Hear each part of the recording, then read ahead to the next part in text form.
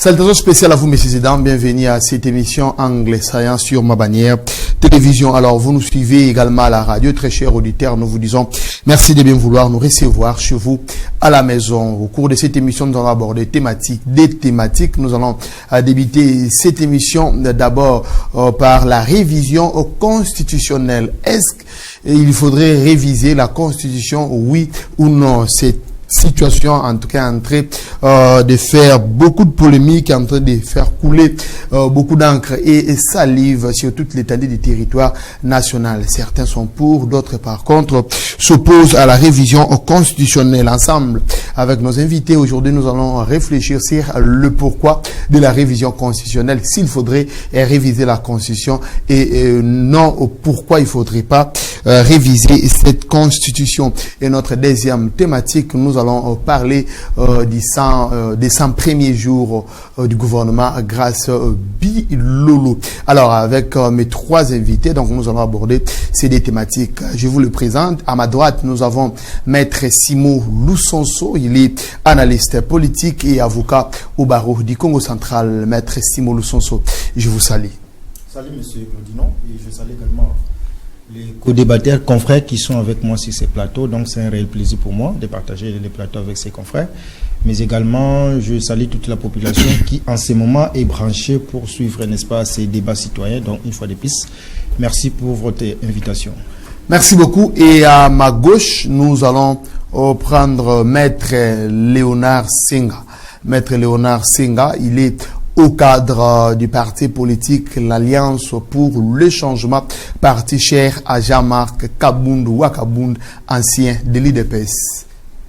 Bonjour. Oui, bonjour. Merci beaucoup. Bonjour, je profite de votre micro.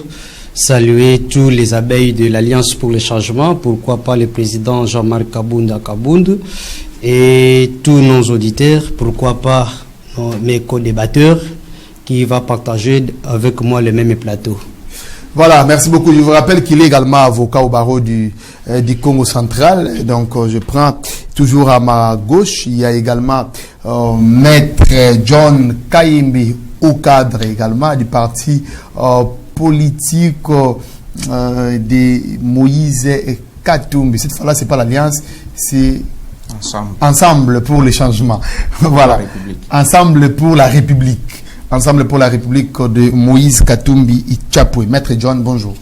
Bonjour, monsieur Glodino. Merci pour l'invitation. Bonjour à tous les téléspectateurs ainsi que les auditeurs. Et bonjour à tous les confrères qui sont sur ces plateaux qui vont partager cette émission avec nous. Nous disons merci à votre chaîne pour la confiance renouvelée envers nous. Voilà. Merci beaucoup, mesdames et messieurs. Comme vous l'avez constaté avec moi, que ce plateau est bombé de juristes et tous avocats de surcroît. Donc, nous allons débattre sur la révision constitutionnelle. Je commence avec vous, Maître Simon Lusonso. Êtes-vous pour ou contre la révision constitutionnelle? Merci de la question. Je crois l'avoir dit sur ce plateau, que personnellement, la question ou la problématique de la révision constitutionnelle, en fait, n'est pas un tabou, parce qu'aujourd'hui, il faut le dire, qu'il y a des dispositions qui handicapent le fonctionnement régulier, n'est-ce pas, de certaines institutions, n'est-ce pas, du pays. Et moi, je pense que la question relative à la révision constitutionnelle, je suis de ceux-là qui pensent qu'il faut nécessairement réviser la Constitution. Évidemment, certaines dispositions, n'est-ce pas, de notre loi fondamentale qui est la Constitution. Et donc, il est certes vrai, parce qu'il y a certaines langues qui se déchirent comme pour dire il faut s'occuper, n'est-ce pas, du vécu quotidien de la population, et que la Constitution n'empêcherait pas, n'est-ce pas, au régime en place de pouvoir, n'est-ce pas, garantir un avenir ou sinon une vie meilleure, n'est-ce pas, à nos concitoyens. Et donc, pourquoi réviser la Constitution si est seulement qu'on n'est pas en mesure de pouvoir assurer, n'est-ce pas, la meilleure vie à nos populations? Mais moi, je dis en ce qui concerne cette révision, parce que je me dis, au regard de certains impératifs, notamment certaines dispositions constitutionnelles que je vais devoir évoquer, que j'ai toujours évoquées, qui nécessitent aujourd'hui, parce qu'on se dit, qu'est-ce qui empêche à certaines institutions de pouvoir évoluer comme il se doit? d'emblée, je voudrais anticiper comme pour dire, il y a des institutions aujourd'hui qui, moi, je pense que ce sont des institutions budgétivores et qu'au regard, n'est-ce pas, de la révision, n'est-ce pas, qui est envisagée, moi, je pense que certaines institutions pourraient être carrément éradiquées dans notre système politique, notamment le Sénat, par exemple, parce que nous avons un Parlement qui a un système bicaméral, 2 chambres, nous avons l'Assemblée nationale ainsi que le Sénat, alors que la mission dévolue à ces 2 chambres, les missions sont presque les mêmes, c'est-à-dire représenter la population, voter les lois, contrôler, ainsi de suite. Alors que le Sénat, vous allez vous rendre compte avec moi, il est dit dans la Constitution, lorsqu'une loi est votée au niveau de l'Assemblée nationale et que cette loi est renvoyée au niveau du Sénat pour la seconde lecture et qu'il y a des divergences entre l'Assemblée nationale et le Sénat, je pense la solution a été déjà trouvée par les législateurs. C'est la voix, n'est-ce pas, de l'Assemblée nationale qui prime sur la vie, n'est-ce pas, du Sénat. Et donc moi je pense, pourquoi continuer à garder le Sénat alors que l'Assemblée nationale pourrait assumer cette responsabilité, ces rôles, n'est-ce pas, confiés, n'est-ce pas, au Parlement, de contrôler, de représenter la population, de légiférer. Et donc, moi, je pense, pour y arriver, il faudrait nécessairement réviser la Constitution parce que c'est la Constitution qui a institué le Sénat et tant d'autres institutions, pourquoi pas au niveau provincial, mais également le mode de désignation de certains animateurs, de certaines institutions, que ce soit au niveau national ou sinon au niveau provincial. Donc ce sont des questions et pour y parvenir, je pense qu'il faut réviser la Constitution. Et donc ici, il n'est pas question de pouvoir épingler ou sinon d'argumenter dans le sens, n'est-ce pas, d'évoquer des raisons politicienne. Tel n'est pas le cas. Ici, moi, je suis en train de voir. Je vois le développement, je vois le fonctionnement, l'organisation et le fonctionnement régulier des institutions. Et que, au regard de tout ça, moi, lorsque je fais des analyses, je conclus en disant que oui, à ce jour, il faudrait que notre constitution soit révisée. Et surtout, qu'en 2011, cette constitution avait été révisée, avait été modifiée. Cela n'en veut pas susciter un débat. Pourquoi? Parce que les dispositions qui avaient été révisées valaient son pesant d'or. Je vous parle par exemple du scrutin du président de la République qui était passé d'un tour, disons, des second tours à un seul tour. Et je vous parle également... C'est important de modifier ça. C'est une question, parce qu'à l'époque, cela n'avait pas fait débat. Les opposants ont fait débat, ils ont dit que c'était à l'avantage. Ça, c'est une question. Je vous évoque aussi... L'UDPS à l'époque, je vous évoque aussi quelques révisions qui ont fait l'objet, n'est-ce pas, de notre constitution en 2011. La question relative, n'est-ce pas, au pouvoir reconnu au président de la République, qui en 2006, un président de la République n'avait pas pouvoir, n'est-ce pas, sur certaines institutions provinciales. C'est-à-dire, lorsqu'il y a eu crise persistante au niveau des provinces, le président de la République n'avait pas pouvoir de, n'est-ce pas, de dissoudre une assemblée provinciale ou encore de révoquer un gouverneur de province par suite d'un conflit persistant entre les deux institutions. Voilà pourquoi en 2011, après avoir réfléchi, il fallait donner pouvoir au président de la République, lui qui est garant du bon fonctionnement des institutions de la République, et donc il fallait que cela soit révisé. Et aujourd'hui, moi je suis en train de relativiser la question. Je pense que je suis en face de mes co-débatteurs qui sont de l'opposition.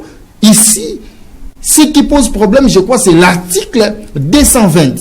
Mais moi, au-delà de l'article 220, je me dis, la Constitution mérite d'être révisée. Certaines dispositions aujourd'hui sont handicapantes au fonctionnement régulier de nos différentes institutions.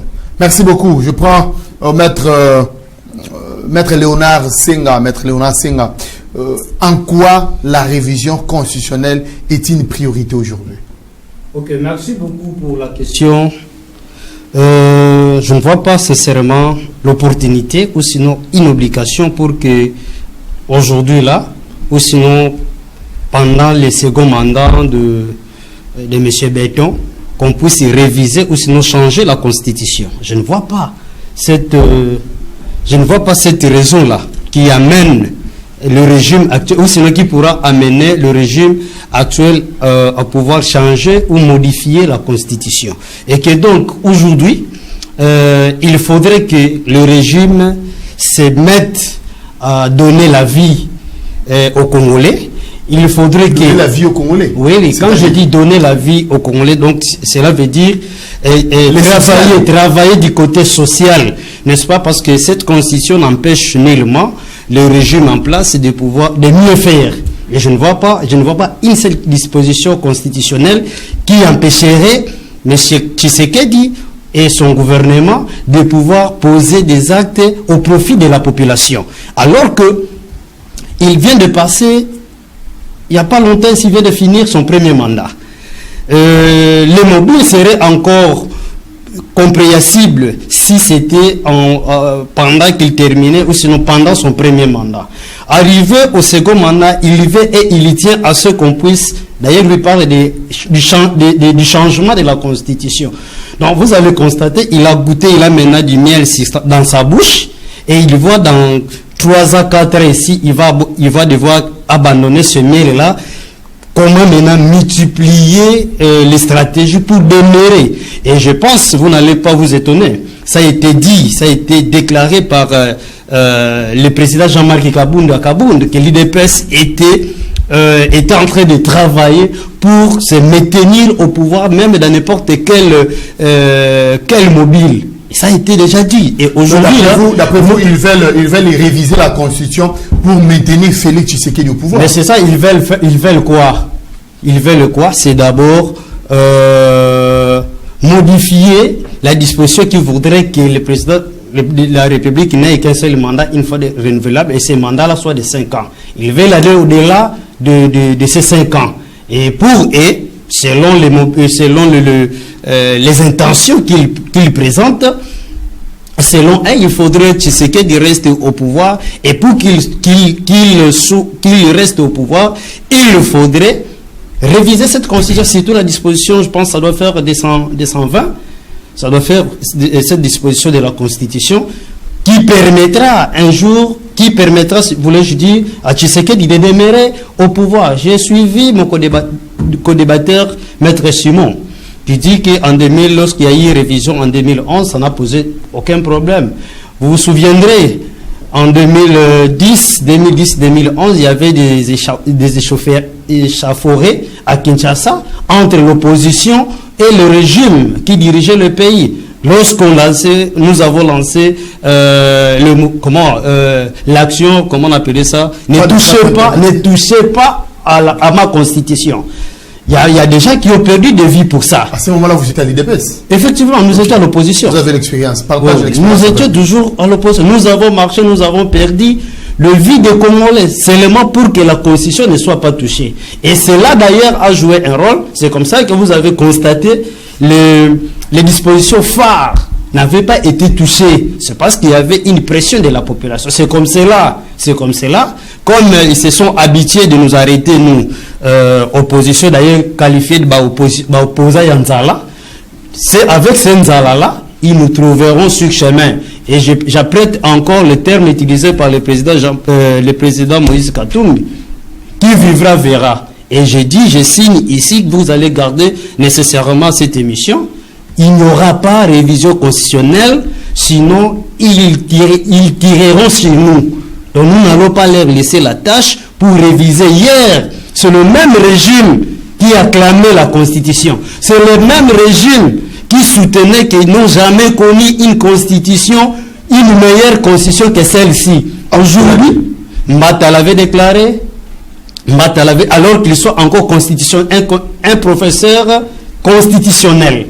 N'est-ce pas? Donc, il a étudié la Constitution. À l'opposition, le professeur Mbata déclare pour dire que la Constitution actuelle serait la meilleure de toutes les constitutions qu'a connue la République démocratique du Congo depuis son indépendance jusqu'à ce jour. Et aujourd'hui, ceux qui trouvaient meilleure la Constitution trouvent que non, cette Constitution n'est plus bonne, il faudrait qu'elle soit révisée. Donc, c'est pour ne pas trop me répéter, c'est seulement ils ne veulent plus lâcher les miels qu'ils ont dans leur bouche. Merci beaucoup. Ils ne veulent plus lâcher les goûts du miel qu'ils ont dans leur bouche. Maître John Kayembe de l'Alliance pour Ensemble pour la République de Moïse Katumbi.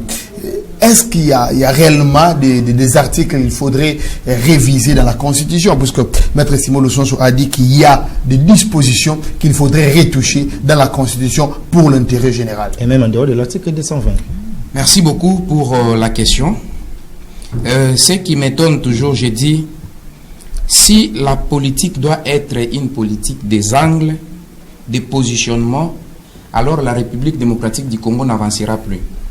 Parce que si l'IDPS est vraiment sérieuse, si les partis au pouvoir et tous les compagnons sont sérieux, ils devraient d'ailleurs se taire dès qu'ils avaient eu cette intention que je qualifie de diabolique contre la nation congolaise. Pourquoi? De un, j'aimerais que nous puissions d'abord, qu'on puisse d'abord nous fixer sur quelque chose. Jusque-là, je suis sur ma soif. J'entends des contradictions de haut niveau. Vous entendez mon confrère ici sur le plateau, Maître Simon Loussonso, vous parlez de la révision. Alors que quand vous entendez les dires du président de la République, il est dans la dynamique du changement.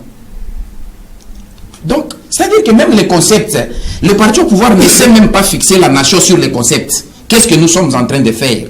Si c'est la révision a une initiative prévue. Commencez d'abord par prendre l'initiative, comme ça a été le cas en 2011. Vous nous présentez les articles qui posent problème. Maintenant, nous, le peuple, nous pouvons maintenant répondre pour dire, ah, effectivement, ces articles posent problème, on peut les réviser pour l'avancement. Voilà pourquoi en 2011, tellement que Kabila avait respecté cette démarche-là, il n'y a pas eu de problème. Nous n'étions pas sur la route pour dire, ne touche pas ma constitution. Et nous, et l'IDPS, et le président Tshisekedi, nous n'étions pas sur la rue en 2011.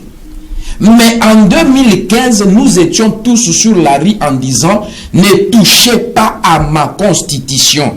Pourquoi? Parce qu'il y avait une intention criminelle de s'éterniser au pouvoir du clan Kabila. Ce que nous voyons maintenant aujourd'hui. Parce que les raisons que l'on avance ne tiennent pas debout. Je relève les raisons que Maître Simon a présentées ici. Il a parlé des institutions budgétivores. Moi, je crois que cette question des institutions budgétivores n'a rien à voir avec la Constitution. Ça a à voir avec la loi des finances. Qu'est-ce que la loi des finances concède à quelle institution? Mais vous verrez que les gens qui nous ont parlé de la réduction du train de vie, jusqu'à aujourd'hui, ils n'ont jamais réduit le train de vie des institutions. Ils sont dans des blabla. Ils sont en train de mentir à la population. Et comme ils échouent, ils s'accaparent de la part du lion, la population n'a rien, ils disent maintenant que non, si ça ne marche pas, c'est à cause de la Constitution. C'est une fausseté. Si aujourd'hui on réduit sensiblement les budgets du Sénat, de l'Assemblée nationale, ainsi de suite, ça va donner des moyens pour le développement de ces pays. Ça, c'est de un, pour balayer cet aspect des institutions budgétivores. De deux, quand on parle des institutions en province et tout, je dis toujours, nous devons arriver au niveau où nous devons dépolitiser la richesse en RDC. Aujourd'hui, là, tout le monde se dit, si je vais en politique, je veux m'enrichir. Or, la vraie politique doit se faire pour servir et non pour se servir. Aujourd'hui, on nous a appris une mauvaise manie. Vous avez vu que tous ceux qui étaient dans l'opposition d'hier, qui insultent aujourd'hui l'opposition Yanzala, étaient les vrais missoufrants, comme diraient les Quinois. Mais aujourd'hui, ils insultent les gens opposition Yanzala. Pourquoi? Parce qu'ils se sont enrichis, ils se sont tapés toutes les richesses du monde pour commencer à se donner le luxe d'insulter les autres. Ça, c'est une aberration. La troisième des choses, ils vous disent que le temps que met le président de la République pour mettre en place les institutions est très, très, très long. Mais qui leur a dit que ce temps-là doit être mis comme ça pour que le président de la République mette en place les institutions? Qui a exigé au président de la République de nommer un informateur alors que la majorité était connue?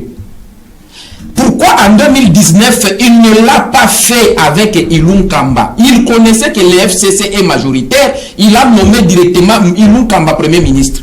Pourquoi il ne l'a pas fait en 2023? Je mets quiconque à défi. L'article 78 est là.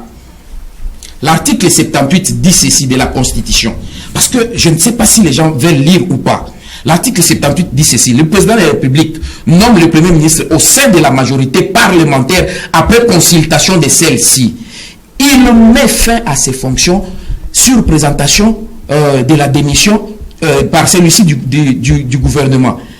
Si cette majorité n'existe pas, le président fait quoi? Il nomme l'informateur. Ce n'est que si la majorité n'existe pas, mais nous connaissons les conditions dans lesquelles ces élections étaient passées. C'était la catastrophe électorale décriée déjà, dénoncée par le président Jean-Marc Kabound, aujourd'hui en prison, pour avoir dit la vérité. Il a dit que non, ils vont passer par des nominations, et ces nominations-là seront une préparation pour anticiper les changements ou la révision, les déverrouillages des articles verrouillés de la Constitution afin que Tshisekedi reste au pouvoir. C'est ce que nous sommes en train de vivre. Donc ce régime est en train de démontrer une mauvaise foi, mais aussi il est en train de démontrer qu'il est trop amnésique pour ne pas retenir même tout ce qui se passe. Jean-Marc Kabound a dénoncé ça, mais ils sont en train de faire in extenso ce que Jean-Marc Kabound avait fait. C'est pourquoi je suis en train de dire que si ceux qui sont au pouvoir aujourd'hui, enivrés par le miel du pouvoir, s'ils pensent qu'ils sont trop forts pour barrer la route à la population, c'est le contraire qui va se faire, parce que l'article 64 nous donne le droit de barrer la route à quiconque veut exercer le pouvoir en dehors de la présente constitution. Donc nous allons leur barrer la route. De la même façon qu'ils avaient dit à Kabila que s'il ose, il va marcher sur nos cadavres, nous leur disons que pour défendre notre pays contre l'arbitraire, ils vont marcher sur nos cadavres. Nous allons leur barrer cette route. Qui vivra verra. Ce sont eux qui vont fuir cette république, parce qu'ils ont d'ailleurs pour la plupart des doubles nationalités, mais nous sommes des nationalistes et des patriotes. Nous sommes ici, nous resterons avec notre République démocratique du Congo et notre constitution qui ne les a pas empêchés à développer les pays, ni à partager de manière équitable les richesses de ces pays afin de promouvoir les développements. Combien de fois, depuis qu'ils sont là en 6 ans, ils ont fait la rétrocession dans les provinces? Combien de fois? Mais ils parlent de la difficulté de développer. C'est quoi cette histoire? Donc s'ils ignorent la Constitution, nous sommes prêts à leur apprendre chaque terme de la Constitution. Merci beaucoup. Voilà, merci beaucoup. Je vois Maître Simon de Sonso demander la parole. Maître Simon de Sonso, pouvez-vous d'abord nous éclairer? Est-ce c'est le changement de la Constitution ou c'est la révision de la Constitution? Que veut le pouvoir en place? Merci. Moi, je pense que vous m'avez réussi en tant qu'analyste politique et je suis ferme à mes propos en disant qu'il est question de la révision constitutionnelle ou sinon de la modification de la Constitution. Je ne parle pas du changement. Je pèse bien mes mots. Je parle de la révision. Donc, s'il s'agit du changement, vous vous opposez, vous êtes contre? Je reste dans ma dynamique en disant je parle de la révision ou sinon de la modification. La question elle est claire, Maître Simon. S'il s'agit du changement de la Constitution, vous êtes contre. Vous direz non. Mais s'il s'agit de la révision, alors vous êtes partant. C'est ça? Même en ce qui concerne les changements, c'est une question que vous posez. La question est claire. Je vous réponds. Ok. Il est question ici de voir, parce que le vrai problème quand vous suivez même l'opposition, c'est l'article 220. C'est là le vrai problème. En réalité, même si on disait à l'opposition, on va changer la Constitution, mais qu'on ne va pas toucher à l'article 220, ils seront d'avis. Parce que le vrai problème est qu'il y a l'intention dans le chef de ceux qui sont au pouvoir de s'éterniser au pouvoir. Et la conséquence, c'est quoi? C'est l'article 220 qui a été aussi verrouillé. Mais si l'on dit, on va changer la Constitution, tout en maintenant les dispositions de l'article 220, je ne pense pas, ils sont là, je ne pense pas qu'ils vont s'opposer. Donc vous comprenez avec nous, ici le débat c'est l'article 220. Mais ils sont aussi d'avis qu'il y a certaines dispositions qui méritent ou qui nécessitent, n'est-ce pas, modification ou sinon révision. Je reviens par rapport à leurs propos. Je commence par Maître Léonard qui nous rappelle ici qu'il était de l'IDPS. Mais sa mémoire est courte. Sa mémoire est courte parce que lorsqu'il était à l'IDPS, à un certain moment, l'IDPS qui avait fait une promesse, je ne suis pas de l'IDPS évidemment, je ne voulais pas prendre fait cause, n'est-ce pas, de ces partis politiques. L'IDPS avait fait une promesse en disant aussitôt qu'elle sera au pouvoir, elle va réviser cette constitution. Maître Léonard était à l'IDPS. Moi, je n'ai jamais été partisan de l'IDPS, mais c'est cette promesse qui avait été faite depuis toujours. Qu'une fois arrivé au pouvoir, l'IDPS va réviser la Constitution. Mais là, lui qui était de l'IDPS, mais il est dans l'impossibilité. S'il vous plaît, je vous lis. Vous aurez la parole.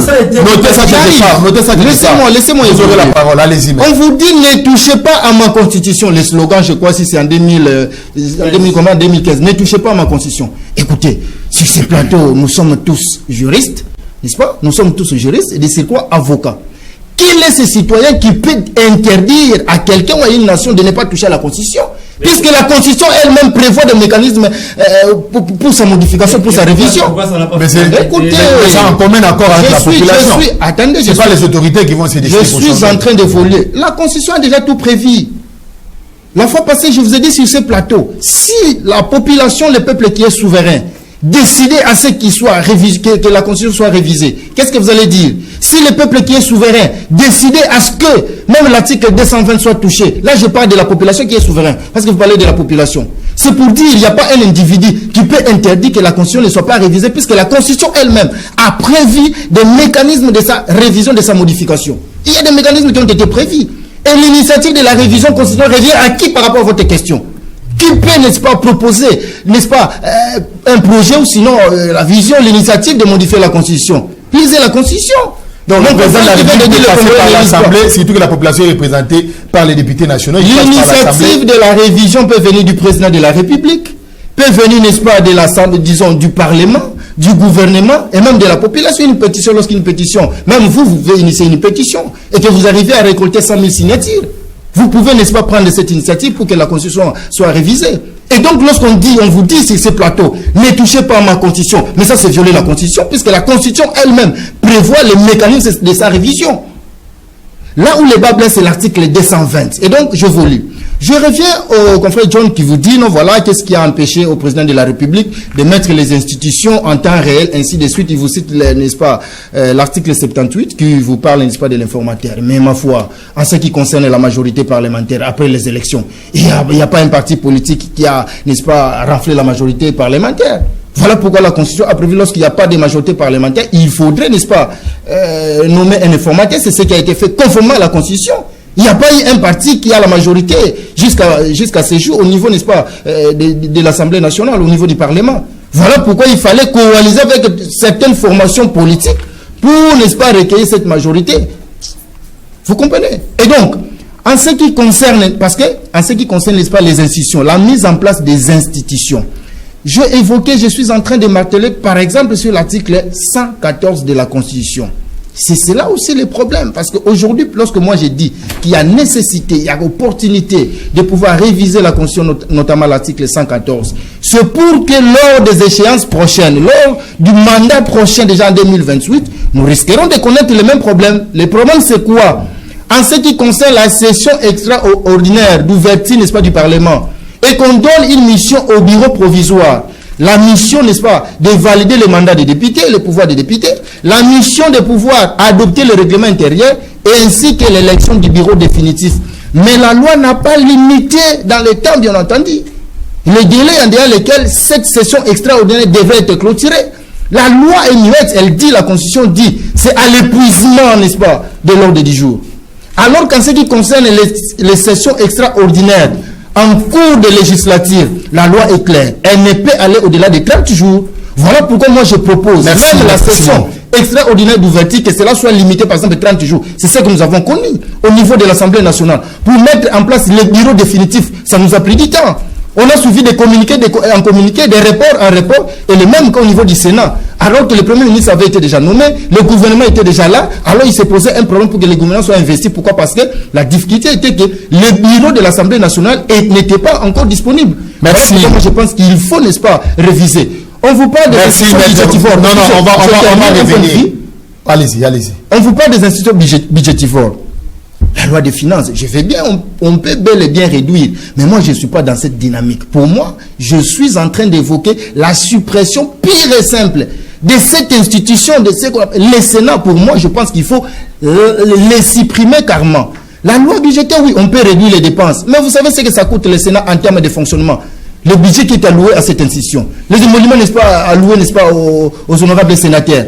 C'est énorme pour notre pays. Voilà pourquoi moi, je pense qu'il faut, non pas réduire, mais qu'il faut simplement supprimer. Maître Léonard Senga, je vous ai vu demander la parole. Vous voulez réagir aux propos? Effectivement, déjà là, moi j'attendais suivre de Maître Simon, la personne ou un cadre de l'IDPS qui jadis avait promis une fois au pouvoir, la Constitution sera changée, alors que l'IDPS à l'opposition, nous avons donné pour que la Constitution ne soit pas ni révisée, moins encore changée. Non, mais vous n'avez pas fait foi à la Constitution, même aux élections de 2006. D'ailleurs, en 2006, l'IDPS n'avait pas valider le référendum ou sinon, n'est-ce pas? Nous n'avons pas à ce moment-là accéléré. Maintenant que la majorité avait adopté la constitution, avait signé pour oui, n'est-ce pas? Minorité que nous étions, nous avons adhéré maintenant à la majorité. Mais vous étiez contre, voilà. J'ai dit le projet de la constitution, lorsque la constitution ici était encore un projet, l'IDPS n'avait pas validé. Nous avons suivi les mots d'ordre de fait Étienne Tshisekedi qui nous a empêché d'aller voter oui ou non la constitution. Pourquoi? Mais maintenant que cette constitution avait été votée par la majorité de la population, nous faisant partie de cette population, nous avons adhéré à cette constitution votée par la majorité. Alors, après avoir voté on s'est dit que la constitution valait encore sa peine, ou sinon la constitution, on avait encore une bonne constitution. Ou sinon on a une bonne constitution et celle-ci ne pouvait pas être révisée, moins encore changée. Et après avoir accédé au pouvoir, cette même IDPS, n'est-ce pas, qui vient maintenant dire que non, il faudrait qu'on change. Lorsque vous voyez la majorité des partis qui composent l'Union sacrée, c'est l'IDPS qui monte au créneau aujourd'hui, qui tient coûte que la constitution soit changée. Vérifiez seulement, vous êtes journaliste, peut-être... Il y a aussi Jean Lycée. Ils sont à compter. Voyez les ténors de l'Union sacrée. Il y a également le ministre de la Justice qui s'est exprimé quand il a donné J'ai dit avec les ténors, comment on appelle ça comment on appelle ça l'équipe dirigeante là, comment on appelle ça le présidium. Dis-moi dans le présidium de l'Union sacrée qui a déjà donné son mot d'ordre ou sinon qui a déjà donné sa position sur le changement ou sinon la révision de la constitution. Personne. Pour dire, même les autres qui composent ensemble avec l'IDPS, l'Union sacrée, ne sont pas jusque-là d'accord. Merci. Excusez-moi. Dire que... Mais quand ils ne se sont pas prononcés, qui ne dit mot consent? Jusque-là, non, ils doivent donner leur position, savoir ils sont pour ou sont contre. Parce que... des intentions politiques. Non, mais c'est ça. Dis-moi le contraire. Qui a déjà donné sa position? Non, j'allais répondre. Je suis en train de répondre, s'il vous plaît. Je suis en train de répondre. Vous laissez 30 secondes. On va finir avec ces regarde, moi, je n'ai pas non plus dit qu'on ne peut pas réviser, moi, encore changer la Constitution. Ça, je n'ai pas dit. Les dispositions de l'article, je pense, 219. C'est clair là, on peut réviser. Mais maintenant, mon problème, pourquoi seulement attendre le mandat ici? Pourquoi seulement distraire les gens alors qu'aujourd'hui là... En quoi vous avez été distrait? Mais la distraction, c'est à quel niveau? On nous laisse couler. On nous laisse passer tout un mandat. On vient au second mandat. C'est comme je dis là. Ils ont, avec l'excès de pouvoir maintenant, avec le pouvoir qu'ils ont, ils veulent se maintenir là-bas. Alors que permettez-moi. Merci. Alors qu'on fait se maintenir. Faisons preuve de la tolérance. Non, s'il vous plaît. Vous n'avez plus la parole. Si j'ai pas compris. Vous n'avez plus la parole. Merci beaucoup, Maître John Kayembe. À votre niveau, vous allez conclure également pour notre premier sujet sur la révision constitutionnelle. Maître Simon l'a démontré. Il a dit aucun parti politique était majoritaire au niveau de l'Assemblée nationale. Pouvez-vous nous dire le parti politique majoritaire en 2023 à l'Assemblée? Je suis sidéré de voir que aujourd'hui là, Maître Simon Lussoso nous démontre que Monsieur le Président de la République devait être traduit en justice pour haute trahison. Parce qu'il a violé la Constitution en 2019 en nommant Ilunga Kamba sans passer par ses chemins. C'est ça ce que ça veut dire. Si nous restons dans son argumentaire, c'est ça que ça veut dire. Parce qu'en 2019, je vous dis, vérifiez ça, le Président de la République a nommé Ilunga Kamba sans pourtant passer par ses chemins parce que les FCC étaient majoritaires, c'était vu, c'était connu de tous. Et aujourd'hui, là, après le terrorisme électoral organisé par avec combien de députés à l'Assemblée nationale? Vous savez que l'FCC avait la majorité. Plus de 250 députés. On dit la moitié plus 1. C'est la majorité absolue. Alors, quel est le parti politique qui a connu la majorité? On ne parle pas de la on parle de la coalition. La coalition majoritaire. Aucun parti était majoritaire. On parle de la coalition. Depuis que la RDC est RDC en 2006 jusqu'à aujourd'hui, aucun parti politique n'a jamais obtenu la majorité lui seul. On ne passe que par les alliances. Et l'Union sacrée était déjà en alliance. Ils sont passés par ce braquage de les élections légales. Mais qu'est-ce que nous sommes en train de relater? Qu'est-ce qui a changé quand ils sont passés par cette consultation? Qu'est-ce qui a changé? Parce que c'est resté tel que ça a été fait. Rien n'a changé parce que c'était ainsi. C'était déjà bien arrangé. Donc vous voyez qu'on nous distrait pour rien pour commencer à trouver des alibis. La deuxième des choses que je trouve aberrante, une république ne se gère pas avec des déclarations que je qualifie de femmes de nuit ou de maris de nuit. Les déclarations qui sont non prouvées, on vous dit, on avait dit que dès que l'IDPS passera au pouvoir, on peut nous brandir une seule preuve allant dans ce sens-là. Il n'y en a pas. Des deux, si cette preuve-là existait, est-ce que la République se gère par les vœux des hommes ou la République se gère par les textes des lois et la Constitution sur laquelle ils ont juré? Merci. Vous comprenez un peu? Merci, Maître John.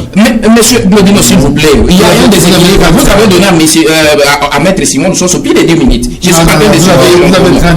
Moi, j'ai pris à 27. Non, j'ai pris à 27. J'avais fini à... Vous avez 30 secondes. Ok. Donc, dire que aujourd'hui là, la RDC doit passer nécessairement par la révision constitutionnelle, c'est une aberration, c'est un faux fouillant. Parce que s'ils sont capables, ils doivent nous brandir ces articles-là. Il n'y en a pas. Or, quand vous suivez dans leur bouche, ils vous parlent de la nomination des gouverneurs. C'est une violation grave. Ils vous parlent du mandat qui doit, pourquoi 5 ans et non 7 ans?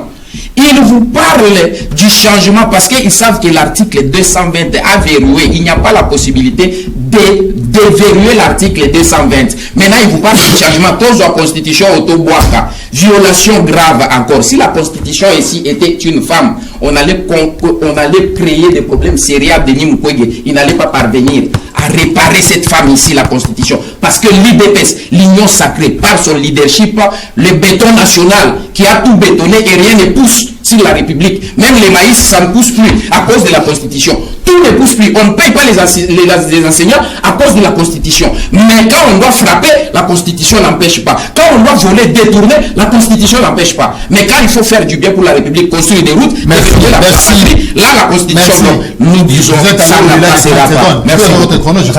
Voilà, merci beaucoup. On va prendre notre deuxième thématique. Vous aurez votre question et puis vous allez réagir. Vous allez gérer vos minutes. Merci beaucoup. Vous allez dire un mot par rapport aux 100 premiers jours du gouvernement grâce à Bilolo.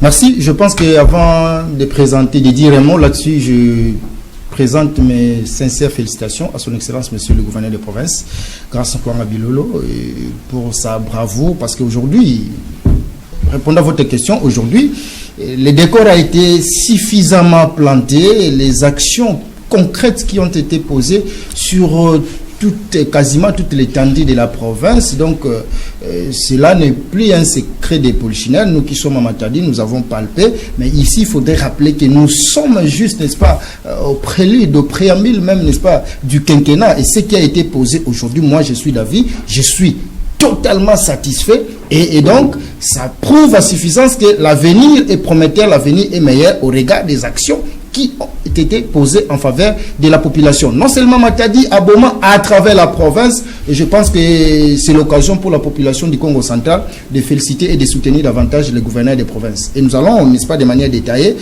présenter quelques actions qui ont été posées en faveur de cette population. Merci beaucoup, Maître John. Lors de sa conférence de presse, les conseillers en charge de communication du gouverneur des provinces a présenté un bilan. C'est vrai, ce n'est pas un bilan, mais les signaux positifs de ces 100 premiers jours du gouvernement grâce à Bilolo. Il a dit 12 140 mètres carrés de routes construites en béton armé à travers la province, 318 km de routes. Excusez, construites en terre bâtie, 600 pupitres distribués dans des écoles, 5 conseils des ministres, 5 conseils de sécurité tenus, 10 motos dotés au territoire, de Songololo pour renforcer la sécurité sans être... Donc la liste, elle est tellement longue que vous ne pouvez pas imaginer, mais ce sont là le point phare de ces réalisations pour ces 100 premiers jours. Vous êtes analyste politique, vous êtes politicien, membre également d'un grand parti politique dirigé par un grand monsieur, Moïse Katumbi Tchaput. Comment trouvez-vous ces 100 premiers jours du gouvernement Grace Bilo? Bon, merci beaucoup. Je trouve ces 100 premiers jours donc comme ce qu'on appelle un apéritif pour moi. C'est-à-dire? Sincèrement parlant, j'ai soif de voir mieux pour les Congo central. Ce n'est pas n'importe quelle province, c'est une très grande province qui doit vraiment éclore en termes de développement. Si on doit déjà commencer à chanter pour 12 000 mètres carrés, donc je crois que nous aurons tellement mis la barre trop haute pour être satisfait avant le temps. Mais je crois seulement qu'il y a une chose très importante ou un conseil que je peux prodiguer à notre gouvernement provincial. On doit arriver à nous présenter le programme périodique, échelonné sur les timings. Parce qu'on a toujours connu ces problèmes. Les gens vous disent, dans 5 ans, je ferai ceci. Et quand dans les 100 jours, il n'a pas accompli ce qu'il devait accomplir normalement dans les 3 mois, ces retards-là lui rattrapent. Et quand dans une année, il n'a pas accompli ce qu'il devait accomplir dans une année, ces retards-là lui rattrapent. Et au finish, il va vous dire, non, donnez-moi encore une chance. Donc, c'est une manie que je décris et que je n'accepte pas. Mais aussi, les 100 premiers jours, j'ai trouvé ça un mauvais pas du gouverneur Grace Nkwanga Bilolo par rapport à l'interdiction d'une conférence scientifique à Mbanza-Ngungu du président national du parti SID, Martin Fayoulou. Ça, j'ai trouvé ça une violation grave des libertés publiques. C'est pas normal. Nous l'avons connu ici avec le président. Ça entre dans les 100 premiers jours. Oui, ça entre dans les bilans. Ça entre dans les bilans, les violations. Parce que nous devons respecter les textes. Ça entre dans les bilans. Ça, vous ne pouvez pas en parler. Donc, c'est-à-dire que quand j'ai une chemise blanche comme ça, essayez de me mettre une tache d'huile ici, tout le monde va dire chemise Wanisa Robeba. Donc, vous comprenez un peu. C'est ça la réalité aussi. Merci. Guy Bandou a fait ça, que le gouverneur Grace Bilo ne nous démontre pas qu'il a été le fils de Guy Bandou en violation, comme Guy Bandou l'avait fait en bloquant Moïse Katumbi à Kassamboulou de ne pas accéder à la province du Congo central. Donc, il faut que nous puissions bien travailler. Il est accédé finalement. Je lui souhaite. Il a même battu campagne ici à Makadi. Non, vous savez qu'il a été interdit. Vous le savez, vous êtes journaliste. Mais il a dit que c'était motivé. Il a dit qu'il n'y a pas de motivation en violation de la loi. Il n'y a pas de motivation en violation de la loi. On va accorder la parole à Maître Léonard Senga. Les 100 premiers jours du gouvernement Grace Bilolo. Comment trouvez-vous les signaux? Il est prêt à conduire également cette province jusqu'au beau port. Oui, merci beaucoup pour la parole de nouveau m'accorder. Je dirais que ces 100 premiers jours sont partiellement bons. Pourquoi partiellement bons? Parce qu'il n'est pas sain. Il n'est pas sain, il a ses faiblesses, et surtout que ce soit pour la première fois qu'il puisse occuper sinon ce poste-là. Mais du moins, il a encore beaucoup à faire. Il nous a promis... c'est pas la première fois, il a été vice-gouverneur, il a l'expérience différemment de ce il a été vice-gouverneur avec qui? Et quelles sont les prérogatives? Quelles sont les prérogatives? S'il vous plaît. Quelles sont les prérogatives d'un vice-gouverneur? Maître, s'il vous plaît, nous informons la population, faisons la part des choses. Il ne vient pas d'Inéa, il a été député, il a été vice-gouverneur et il est gouverneur aujourd'hui. J'ai bien dit. C'est différent de ceux qui viennent sans être député ni être gouverneur directement. J'ai voulu juste éclairer. Oui, j'ai bien dit que c'est pour la première fois. Et le gouverneur actuel, Grace Bilolo, est gouverneur. Mais il est déjà gouverneur. Non, il n'avait jamais été gouverneur, même pas intérimaire. Au moins que vous puissiez me contredire. Et que donc c'est maintenant qu'il accède à ce poste-là. Donc c'est une chose peut-être qu'il apprenait de loin. Il les palpe maintenant, il palpe la réalité. Mais moi, tu sais que mon intervention va aller dans le sens de réaliser les promesses de campagne qui nous a fait par le biais de l'Assemblée provinciale. Non, mais attention, faut pas confondre les 100 premiers jours. Non, mais on devrait déjà, en réalité, c'est comme l'a dit Maître John, il faudrait que tout soit placé... Le budget n'a pas encore été voté à l'Assemblée provinciale. Non, dans la session budgétaire, ça. Il faut attendre que les budgets soient votés pour la mise en place de son programme. Nous sommes dans une session budgétaire, n'est-ce pas? Et que donc nous voulons voir, lorsque nous disons ça, c'est juste pour l'interpeller, que nous attendons la réalisation des promesses de campagne. Nous ne voulons pas qu'il fasse ce que fait Béton, mais que lui se distingue de Béton, de son béton, qui ne produirait et qui ne produira rien. Donc grâce Bilolo, communément appelé Mouana Batubikela, doit faire mieux que son maître. Quand je parle de son maître, je vois les bétons. Et que donc nous attendons peut-être mi-mandat pour venir effectivement parler de son bilan qu'il aura déjà réalisé pendant toute la période qu'il aura à poser. Mais ce qui est aussi bénéfique, qu'on doit parler, nous voyons l'harmonie entre l'Assemblée provinciale et le gouvernement, nous voyons la cohésion, c'est déjà bon. Je demande une minute à la régie, donc je vais accorder 30 secondes aux co-débatteurs, à vos co-débatteurs, et vous déjà vous conclurez. Ouais, donc pour ça, nous voyons déjà il y a déjà espéré avec lui, s'il demeure comme ça, mais comme elle a dit, qu'il ne soit pas seulement pour le régime, il doit aussi prêter l'oreille à l'opposition, parce que nous avons été dérangés, voire interdire aux étudiants ou sinon aux habitants de Mbanzangomo suivre une conférence, et que donc la constitution le permet à tout le monde, à tout Congolais d'organiser une activité tout en se conformant à cette constitution. Que donc qu'il préserve déjà ce qu'il commence à faire, d'autres avantages. Merci pour la question des thématiques. La première, je ne voudrais pas sortir de ces plateaux sans pour autant dire un mot par rapport à ce qu'a soutenu Maître John. En fait, le président de la République n'a pas violé la Constitution lorsqu'il parle de la nomination des gouverneurs. Il est en train d'argumenter les raisons de la modification de la Constitution. Il pense qu'il ne faudrait plus que les gouverneurs soient élus, mais qu'ils soient plutôt nommés. Donc, il n'est pas en train de violer la Constitution. Aussi, Maître Léonard qui a évoqué pourquoi seulement au second mandat, la Constitution n'interdit pas, ou sinon ne précise pas à quel moment que cette Constitution... Par là, nous disons l'intention. Nous disons l'intention.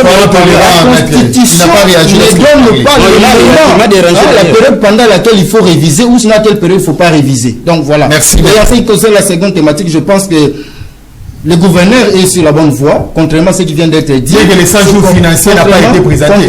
Contrairement, excusez-moi de terminer le fil d'idée, contrairement à ce qui vient d'être dit ici, on aurait interdit X ou Y. Cela ne constitue pas une violation. Pourquoi? Parce que la manifestation d'une activité publique est soumise à un régime, l'article 26 de la Constitution. Mais c'est quoi le régime? C'est l'information. Attendez, je viens. Non, merci.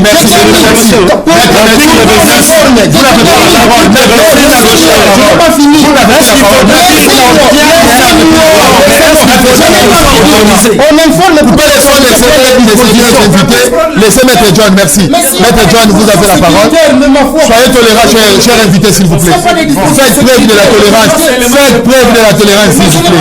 Faites preuve de la tolérance. Faites preuve de la tolérance, s'il vous plaît. Faites preuve de la tolérance. Merci, allez-y. Allez-y. Laissez on va couper l'émission. Merci, mesdames et messieurs, de nous avoir suivis. Nous sommes arrivés à la fin de cette émission. On se retrouve donc très prochainement pour un nouveau numéro. Au revoir.